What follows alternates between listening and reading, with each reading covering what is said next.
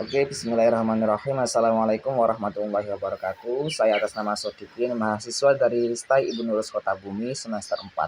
Di sini saya akan mempresentasikan sebuah teori yang berjudul konsep validitas. Yang mana validitas adalah salah satu kriteria utama untuk menilai kualitas instrumen penelitian. Dalam penelitian ini, validitas itu diuji untuk memastikan bahwa instrumen yang digunakan dapat mengukur konsep atau variabel yang dimaksud sesuai dengan tujuan penelitian. Validitas mengacu pada sejauh mana hasil yang diperoleh dari instrumen tersebut benar-benar mencerminkan fenomena yang sedang diukur, bukan hanya sekedar hasil acak atau pengaruh faktor lain yang tidak relevan. Nah, untuk menjamin bahwa instrumen yang digunakan itu dapat dipercaya, uji validitas itu dilakukan dengan beberapa pendekatan. Ada yang seperti validitas konten, validitas konstruk, dan validitas kriteria. Nah, langsung saja dalam penelitian ini, uji validitas itu dilakukan dengan tujuan untuk memastikan bahwa instrumen yang digunakan dapat memberikan hasil yang akurat dan dapat diandalkan dalam mengukur variabel yang sedang diteliti. Uji validitas yang tepat akan memperkuat kesimpulan yang diambil dari data yang diperoleh dan meningkatkan kualitas penelitian secara keseluruhan. Berikut adalah beberapa tujuan utama dari konsep validitas. Yang pertama itu menjamin akurasi pengukuran. Validitas itu bertujuan untuk memastikan bahwa instrumen pengukuran itu benar-benar mengukur apa yang dimaksudkan untuk diukur. Ini tuh penting agar hasil yang diperoleh dapat dipercaya dan relevan. Yang kedua yaitu meningkatkan kualitas penelitian. Dalam memastikan bahwa alat ukur memiliki validitas yang tinggi, kualitas keseluruhan penelitian dapat ditingkatkan. Penelitian yang valid akan menghasilkan temuan yang lebih dapat diandalkan dan dapat digunakan untuk pengambilan keputusan. Yang ketiga yaitu mendukung generalisasi temuan. Validitas membantu dalam menentukan sejauh mana hasil penelitian dapat digeneralisasikan ke populasi atau konteks yang lebih luas. Ini tuh penting untuk aplikasi praktis dan hasil penelitian. Yang selanjutnya yaitu membantu dalam pengembangan teori. Validitas konstruksi khususnya itu berperan dalam menguji dan mengembangkan teori-teori yang ada dengan memastikan bahwa instrumen itu mengukur konstruk yang dimaksud. Peneliti dapat memberikan kontribusi pada pengembangan pengetahuan di bidang tertentu. Yang kelima yaitu mencegah kesalahan interpretasi. Validitas membantu mengurangi resiko kesalahan dalam interpretasi hasil. Jika instrumen tidak valid, hasil yang diperoleh mungkin menyesatkan dan dapat menyebabkan kesimpulan yang salah. Yang keenam yaitu mendukung keputusan kebijakan dan praktik. Dalam konteks aplikasi praktik seperti pendidikan atau kesehatan, validitas instrumen pengukuran sangat penting untuk mendukung keputusan kebijakan dan praktis yang berbasis bukti. Yang terakhir yaitu meningkatkan kepercayaan stakeholder. Validitas yang tinggi dalam pengukuran dapat meningkatkan kepercayaan dari berbagai pihak yang berkepentingan, seperti akademisi, praktisi, dan pembuatan kebijakan terhadap hasil penelitian. Baiklah, saya akan melanjutkan materi sebelumnya bagian hasil dan pembahasan, di mana hasil penyajian data merujuk pada cara atau metode untuk menyajikan data yang telah dikumpulkan agar lebih mudah dipahami, dianalisis, dan digunakan. Penyajian data dapat kita lakukan dengan berbagai cara, tergantung pada data dan tujuan analisisnya. Ada beberapa jenis validitas. Berikut beberapa jenisnya, yaitu ada validitas isi atau content validity, yaitu mengukur sejauh mana isi alat ukur mencakup semua aspek dan konsep yang diukur. Biasanya diukur oleh para ahli bidangnya. Contohnya, dalam mengukur tingkat kecemasan, instrumen yang digunakan harus mencakup berbagai aspek kecemasan, seperti fisik, emosional, kognitif, dan bukan hanya satu aspek saja. Yang kedua ada validitas kriteria atau criterion validity, yaitu mengacu pada sejauh mana hasil dari suatu instrumen berkolerasi dengan hasil dan instrumen lain yang sudah terbukti valid. Validitas kriteria dapat dibagi menjadi dua jenis. Yang pertama ada validitas prediksi dan yang kedua ada validitas konkuren. Yang ketiga ada jenis validitas konstruksi atau contrast validity, yaitu mengukur sejauh mana alat ukur mencerminkan konstruksi teoritis yang mendasari variabel yang diukur. Yang keempat ada validitas eksternal atau external validity, yaitu di mana mengukur sejauh mana hasil penelitian dapat digeneralisasikan ke situasi populasi atau waktu yang lebih luas. Yang kelima ada validitas internal atau internal validity, yaitu berkaitan dengan sejauh mana hubungan sebab akibat yang ditemukan dalam penelitian adalah valid dan tidak dipengaruhi oleh faktor-faktor luar yang tidak terkontrol. Dan yang terakhir ada jenis validitas phase, yaitu merujuk pada sejauh mana suatu instrumen atau tes terlihat valid secara sekilas atau menurut pandangan orang awam. Yang pertama, pengujian validitas tes berbentuk objektif tes. Tes berbentuk objektif seperti pilihan ganda atau multiple choice, benar salah, true false, menjodohkan atau matching merupakan tes dengan skor butir berbentuk dikotomi dengan penilaian 0 dan 1.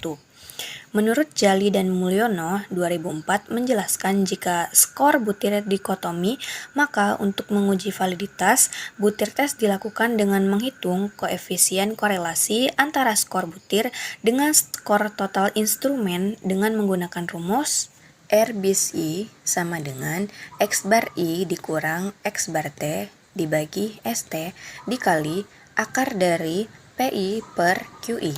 Yang kedua, pengujian validitas tes berbentuk esai. Tes berbentuk esai seperti uraian, isian, atau fill-in merupakan tes dengan skor berbentuk kontinum. Menurut Jali dan Mulyono 2004 menjelaskan jika skor butir kontinum, maka untuk menguji validitas butir, tes dilakukan dengan menghitung koefisien korelasi produk momen, yaitu perhitungan koefisien korelasi antara skor butir dengan skor total instrumen dengan menggunakan rumus R sama dengan N sigma X Y dikurang sigma X dikali sigma Y dibagi akar dari N dalam kurung sigma X kuadrat min sigma X pangkat 2 dikali N sigma Y kuadrat dikurang sigma Y pangkat 2. Yang ketiga, pengujian validitas instrumen berbentuk kuesioner atau angket.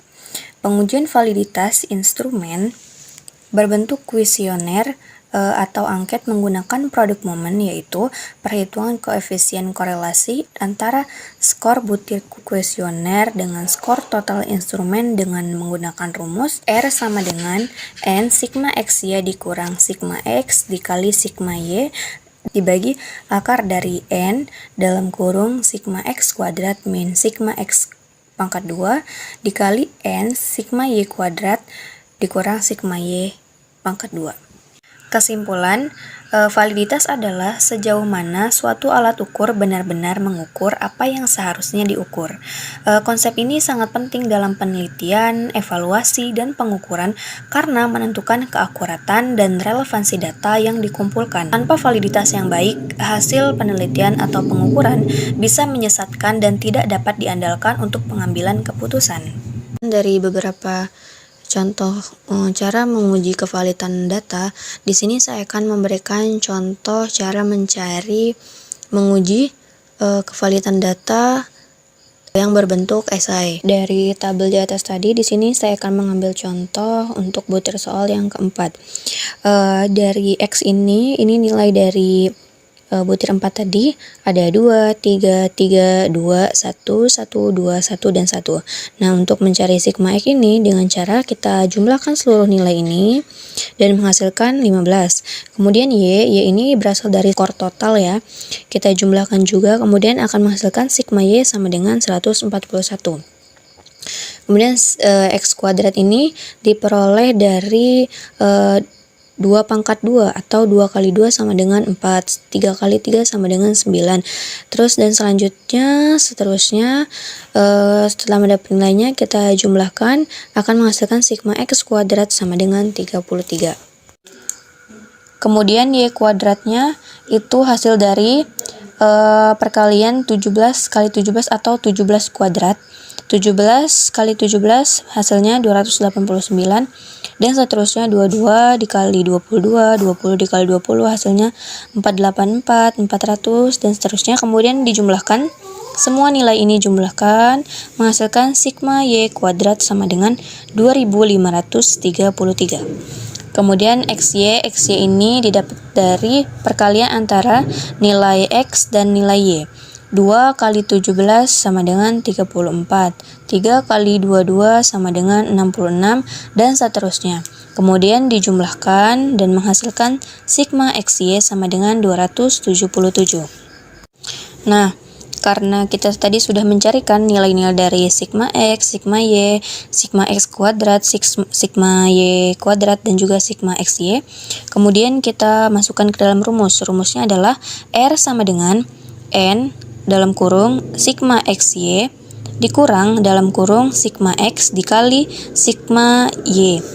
Kemudian dibagi akar dari N dalam kurung sigma X kuadrat dikurang sigma X pangkat 2, kemudian dikali N dikali sigma Y kuadrat dikurang sigma Y pangkat 2. Kemudian kita masukkan angka-angkanya. Di sini ada N itu sama dengan jumlah keseluruhan dari data yang ada ini, yaitu ada 8, N sama dengan 8, sigma XY nya sudah kita cari tadi, sigma XY nya sama dengan 277 ini.